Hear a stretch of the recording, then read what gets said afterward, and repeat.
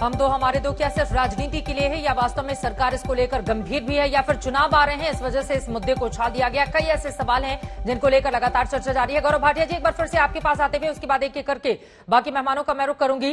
देखिए, यहां पर मुख्यमंत्री भूपेश बघेल छत्तीसगढ़ का बयान सामने आया है। उन्होंने कहा है कि 70 के दशक में अगर बीजेपी उस समय नसबंदी का विरोध नहीं करती तो आज हालात इस तरह के नहीं होते। सीधे सीधे बीजेपी को ही इसके लिए जिम्मेदार ठहराया है जिस तरह से जनसंख्या की स्थिति मौजूदा वक्त में बनी हुई है देश में। चित्रा जी, जैसा मैंने कहा कि जब भी देश सुधार या प्रदेश में सुधार की बात होगी और उनकी सांप्रदायिक राजनीति करने का मौका छिन जाएगा तो कांग्रेस अपना प्रवक्ता नहीं भेजेगी।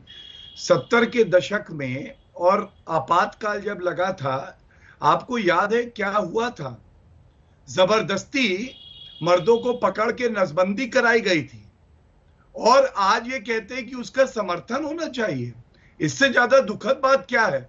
यहां पे हम बात कर रहे हैं प्रोत्साहन देने की, जागरूकता फैलाने की और उसके तहत जनसंख्या को नियंत्रण करने की। और ये लोग कहते हैं कि जो जबरदस्ती नसबंदी कराई गई वो सही है। और याद करिए, कमलनाथ जी मुख्यमंत्री अभी मध्य प्रदेश में कुछ समय के लिए बने थे तो उन्होंने ऐसा एक शासन आदेश पारित किया था कि जबरदस्ती फिर से नसबंदी होगी और उसके बाद जो सरकारी कर्मचारी होंगे उनको लाभ मिलेगा। फिर वो वापस लेना पड़ा था। मैं केवल एक बात और जोड़ दूं, ये बात Javed versus state of Haryana का सर्वोच्च न्यायालय का एक मुकदमा है जहां सरपंच के चुनाव वही लोग लड़ सकते हैं जिनके 2 और 2 से कम बच्चे हों। और सर्वोच्च न्यायालय ने पाया कि ये नीति सही है, देश हित में है। और मैं समझता हूं उसके बाद भी इसमें धर्म जोड़ना या टाइमिंग और समय की बात करना केवल अपनी सांप्रदायिक राजनीति को बचाने का नहीं। जल्दी से जवाब दीजिए, उसके बाद बाकी मेहमानों के पास जल्दी से।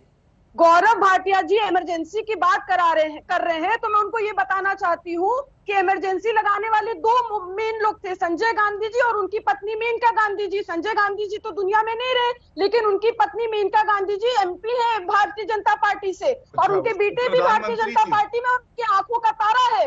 तो ये अगर इमरजेंसी के इतने विरोधी है तो मेन जो इमरजेंसी लगाने वाले कि वो प्रधानमंत्री थी। मैं उत्तर दे दूं, वो पीएम थी। इमरजेंसी लगा देंगे देश में। मैं बता रही हूँ। देखिए, सबको मालूम है, ये बातें सबको मालूम है। हम लोग जो पूर्वांचल के, गोरखपुर मंडल की रहने वाली हूँ, लखनऊ में जरूर रहती हूँ और पूर्वांचल के जो महिला और पुरुष है वो राजनीतिक रूप से बहुत इंटेलिजेंट होते हैं। हमें राजनीति ना समझाए गौरव भाटिया जी।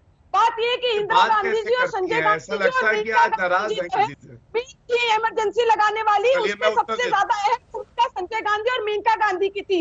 और मेनका गांधी जो अब है सिर्फ वही बच्ची है जिन्होंने इमरजेंसी लगाई। ठीक है गौरव जी, छोटा सा जवाब उसके बाद आसिम बकार साहब। ठीक है, आपकी बात हो गई, समझ में आ गई आपकी बात। सेकंड और दे, मुझे कंप्लीट करने दे, केवल 1 सेकंड में मान 1 सेकंड केवल आप बोलिए। गौरव भाटिया जी बैठकर जो है समाजवादी की बातें कर रहे हैं तो गौरव भाटिया जी सबसे पहले जो है अपने पिताजी को, वीरेंद्र भाटिया जी को कंडेम करें, जिनकी राजनीति, जिनको नेता बनाया, जिनको राज्यसभा मिली, एडवोकेट जनरल मिला, मान सम्मान समाजवादी पार्टी में मिला और इनको खुद समाजवादी पार्टी में मान सम्मान मिला। इनकी राजनीति वहीं से शुरू हुई। ठीक है, आप जवाब ले लेते हैं। हम मेन मुद्दे पर रहते हैं ना, किसने किस पार्टी से चुनाव लड़ा, किस पार्टी में जाकर वो शामिल हो गए। नाहिद लारी, आज ये वो मुद्दा नहीं है, आज वो मुद्दा नहीं है। ठीक है, एक सेकंड नाहिला प्लीज, वो किस पार्टी में गए, किस पार्टी में है, भविष्य किस पार्टी का होगा, इस पर यहाँ पर डिबेट नहीं रखी गई है। गौरव भाटिया जी, जनसंख्या पर डिबेट है, जनसंख्या को लेकर उन्होंने जो सवाल उठाए हैं उस पर जल्दी से जवाब दीजिए। एमएच खान जी, मैं आ रही हूँ आपके पास, आप हाथ उठाते हैं।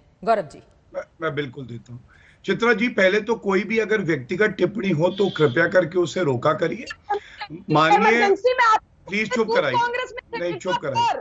ये कहां से प्लीज एक बार उनकी बात हो जाए। आपकी बात भी साफ साफ नहीं सुनाई दे रही है, बीच में ब्रेक हो रहा है। गौरव जी, जल्दी से अपनी बात खत्म कीजिए। धन्यवाद, 30 सेकंड लूंगा। सबसे पहले चित्रा जी, माननीय मुलायम सिंह यादव जी से हमारे पारिवारिक रिश्ते क्या हैं, किसने किसकी मदद करी, ये बड़ों के बीच में रहने दीजिए। अभी ये बच्चों का खेल नहीं, आप मत बोलिए। लेकिन अगर इनका तर्क ये है, प्लीज शांत कराइए। चित्रा जी। Nahid please 1 second. गौरव जी, अपनी बात जल्दी से पूरी कर लीजिए। आसिम वकार भी बहुत देर से इंतजार कर रहे हैं, बाकी भी 2 मेहमान बैठे हुए हैं। प्लीज जल्दी से गौरव भाटिया जी। चित्रा जी, गौरव जी, नाहिद प्लीज आपसे रिक्वेस्ट है, एक बार उनकी बात पूरी हो जाए। 3 और लोग बैठे हुए हैं, वो इंतजार कर रहे हैं। प्लीज गौरव जी। चित्रा जी देखिए, शफीकुर रहमान में तो इनके मुंह में दही जम गई, आजम खान के बयान पे दही जम गई। हमसे पूछ रही है, मैं उत्तर दे देता हूँ प्लीज। चित्रा जी ऐसे नहीं, आप धन्यवाद। चित्रा जी इनको कंट्रोल कर लीजिए, ये आई इसीलिए है चिल्लाने के लिए। ये मेरा समय नष्ट करेंगी, मेरी बात दर्शकों तक ना पहुंचे, यही चाहती है। मैं अपनी बात रखना चाहता हूँ, प्लीज शांत कराइए।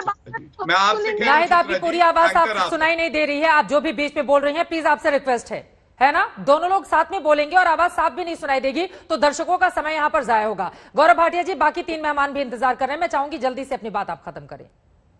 बिल्कुल प्रयास है।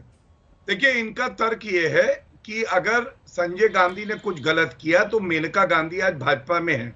अगर अखिलेश यादव पे भ्रष्टाचार रिवर फ्रंट डेवलपमेंट एरिया जब वो मुख्यमंत्री थे केस चल रहा है तो मुलायम सिंह यादव जी जिम्मेदार हैं। अगर सरकारी बंगले की टोटी चुरा ली तो उसके लिए क्या मुलायम सिंह यादव जी जिम्मेदार हैं? अभी तो जनसंख्या पर डिबेट हो रही है ना, मैंने उनको चुप करा दिया था और उस पर जवाब भी नहीं चाहिए। सर, व्यक्तिगत राजनीति कौन कहां जाकर करता है, इस पर हमें क्यों जाना? ऐसे बहुत सारे नेता हैं, अभी चुनाव आने दीजिए, बहुत सारे नेता हैं जो इधर से उधर चले जाएंगे।